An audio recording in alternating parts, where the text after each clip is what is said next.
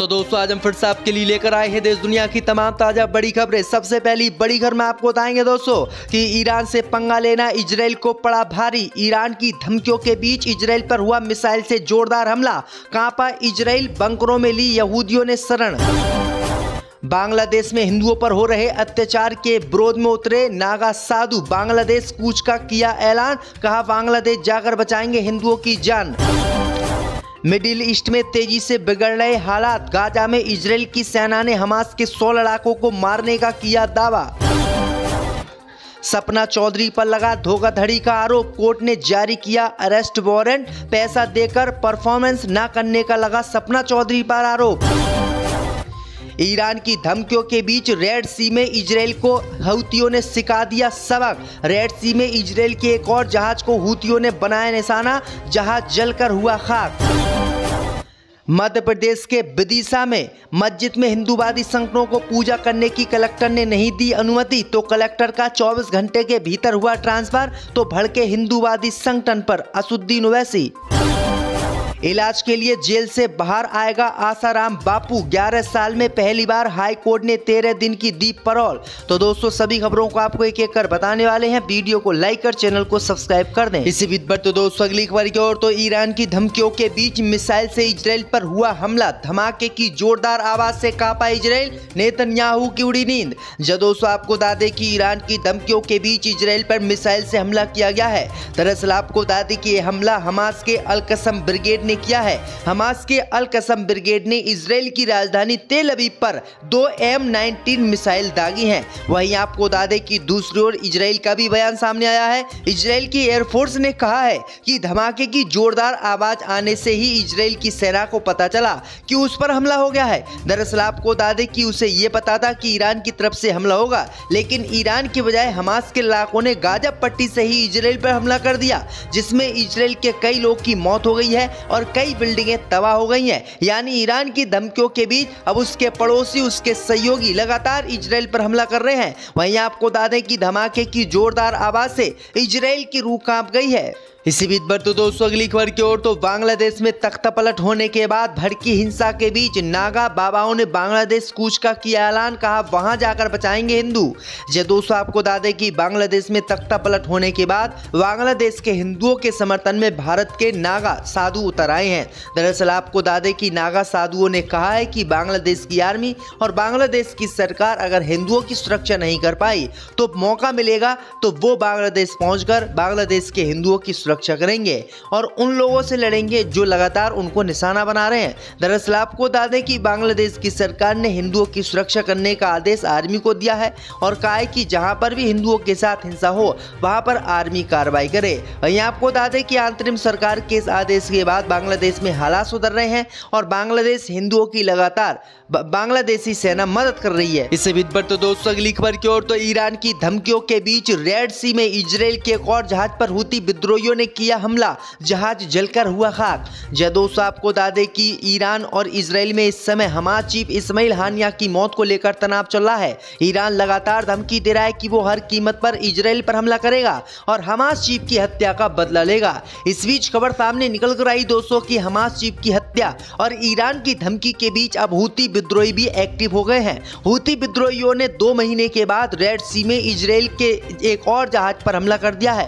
दरअसल आपको बता दें कि इस हमले में जहाज जलकर खाक हो गया है और कई क्रू मेंबरों की भी मौत हो गई है। हूतियों ने कहा है कि हर कीमत पर हम ईरान के साथ हैं और ईरान की तरह ही इजराइल पर कार्रवाई करेंगे। यानी आपको बता दें कि दूसरी तरफ हमास और हिजबुल्लाह इजराइल की भद्द पीट रहा है, अब हूती भी इजराइल की भद्द पीटने आ गए हैं। तो ये बड़ी अपडेट आई दोस्तों की चौतरफा से इजराइल गिर गया है। इसी बीच पर तो दोस्तों अगली खबर की ओर, तो डांसर सपना चौधरी पर लगा धोखाधड़ी का आरोप, कोर्ट ने जारी किया अरेस्ट वारंट। जब दोस्तों आपको बता दें कि हरियाणा की डांसर सपना चौधरी की मुश्किलें बढ़ गई हैं। हाल ही में कोर्ट ने एक्टर को गैर जमानती वारंट दिया है, जिसके मुताबिक उन्हें कोर्ट में आना पड़ सकता है। एक्टर पर धोखाधड़ी का आरोप लगा है। सपना चौधरी के खिलाफ दिल्ली पुलिस आर्थिक अपराध शाखा में एक संयुक्त शिकायत दर्ज कराई गई थी, जिसमें उन पर 4 करोड़ रुपए का धोखाधड़ी का आरोप लगाया गया था।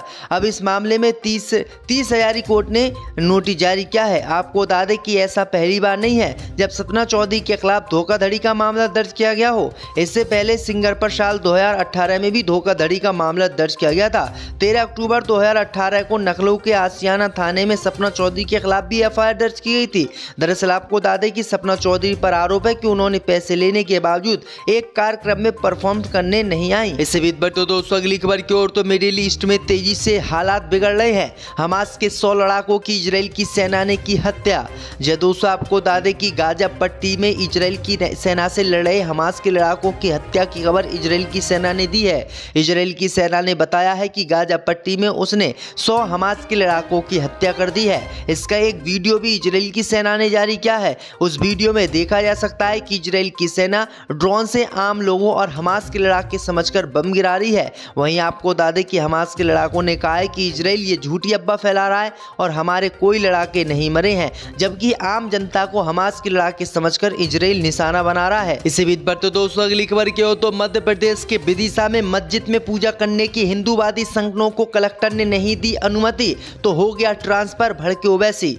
दोस्तों आपको बता दें कि मध्य प्रदेश के विदिशा की एक मस्जिद में हिंदूवादी संगठनों ने पूजा करने की अनुमति कलेक्टर से मांगी थी, लेकिन आपको बता दें कि कलेक्टर ने मस्जिद का हवाला देते हुए हिंदूवादी संगठनों की इस मांग को ठुकरा दिया और अनुमति देने से इनकार कर दिया। अब खबर सामने निकल कर आई दोस्तों की कलेक्टर की इसी बात से नाराज हुए हिंदूवादी संगठनों ने मध्य प्रदेश के मुख्यमंत्री और बीजेपी नेता से कलेक्टर का ट्रांसफर करवा दिया। वहीं आपको बता दें कि कलेक्टर के ट्रांसफर होने के बाद असदुद्दीन ओवैसी ने हिंदूवादी संगठनों पर बड़ा हमला बोला है और कहा है कि हिंदूवादी संगठनों की मांग न मानने पर यह ट्रांसफर किया गया है, जो कि बिल्कुल गलत है। इससे बीच बढ़ते दोस्तों अगली खबर की ओर तो इलाज के लिए जेल से बाहर आएगा बाबा आसाराम। 11 साल में पहली बार हाई कोर्ट के आदेश से मिली पैरोल। दोस्तों आपको बता दें कि बच्चों का बलात्कार करने के मामले में जोधपुर सेंट्रल जेल में आजीवन कारावास की सजा काट रहे आसाराम बाबा को राजस्थान हाई कोर्ट से बड़ी राहत मिली है। अदालत ने उपचार के लिए आसाराम की 7 दिन की पैरोल की मंजूरी की है।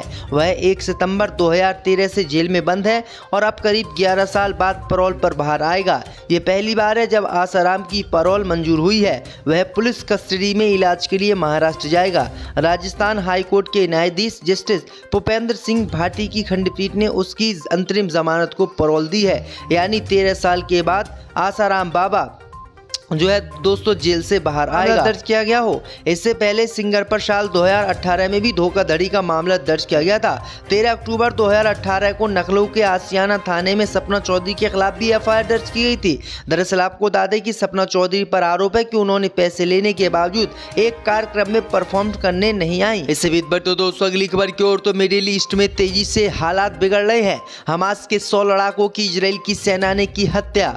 दोस्तों आपको बता दें कि गाजा पट्टी में इजराइल की सेना से लड़ रहे हमास के लड़ाकों की हत्या की खबर इजराइल की सेना ने दी है।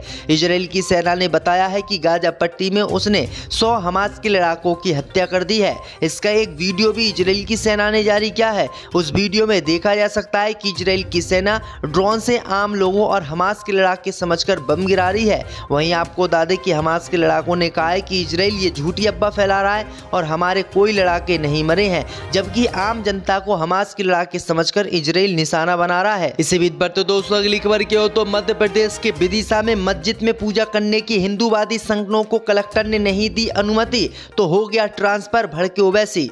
दोस्तों आपको बता दें कि मध्य प्रदेश के विदिशा की एक मस्जिद में हिंदूवादी संगठनों ने पूजा करने की अनुमति कलेक्टर से मांगी थी, लेकिन आपको बता दें कि कलेक्टर ने मस्जिद का हवाला देते हुए हिंदूवादी संगठनों की इस मांग को ठुकरा दिया और अनुमति देने से इनकार कर दिया। अब खबर सामने निकल कर आई दोस्तों की कलेक्टर की इसी बात से नाराज हुए हिंदूवादी संगठनों ने मध्य प्रदेश के मुख्यमंत्री और बीजेपी नेता से कलेक्टर का ट्रांसफर करवा दिया। वहीं आपको बता दें कि कलेक्टर के ट्रांसफर होने के बाद असदुद्दीन ओवैसी ने हिंदूवादी संगठनों पर बड़ा हमला बोला है और कहा है कि हिंदूवादी संगठनों की मांग न मानने पर यह ट्रांसफर किया गया है, जो कि बिल्कुल गलत है। इससे बीच बढ़ते दोस्तों अगली खबर की ओर तो इलाज के लिए जेल से बाहर आएगा बाबा आसाराम। 11 साल में पहली बार हाई कोर्ट के आदेश से मिली पैरोल।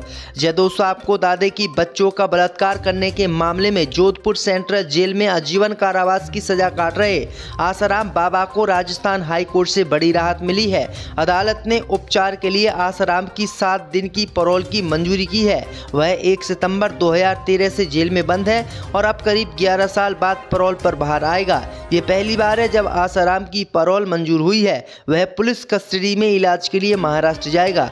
राजस्थान हाई कोर्ट के न्यायाधीश जस्टिस भूपेंद्र सिंह भाटी की खंडपीठ ने उसकी अंतरिम जमानत को पैरोल दी है, यानी 13 साल के बाद आसाराम बाबा जो है दोस्तों जेल से बाहर आएगा।